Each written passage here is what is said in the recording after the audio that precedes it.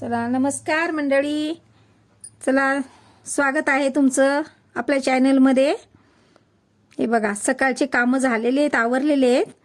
चला म्हणलं आता बागेमध्ये जरा चक्कर मारू. पूर्ण आमच्या घराच्या बाजूने पूर्ण गार्डन आहे. तर आमच्या बागेमध्ये ना हे पेरूचं झाड आहे. हे बघा तुम्हाला दाखवते पेरूचं झाड. इतके पेरू लागलेले आहेत ना, खूप पेरू लागलेले आहेत. हे पावसाळ्यातले पेरू आहेत, मोठे मोठे आहेत आणि आता पिकत आलेले आहेत. म्हणून मी म्हणलं आता काम आवरलेलं आहे तर म्हणलं आता पेरू काढून घ्या. हे बघा खूप पेरू आहे, उंच आहे. तरी मी असं गजानी काढते पेरू.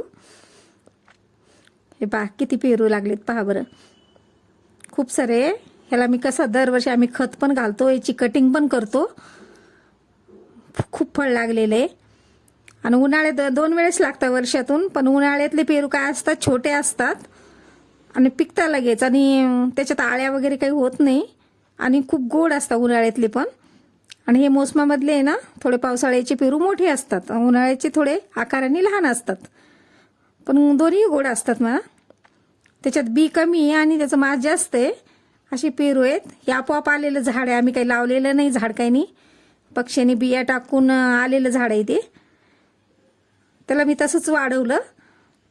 आता आज पेरू एवढी छान पेरू खायला भेटू लागले.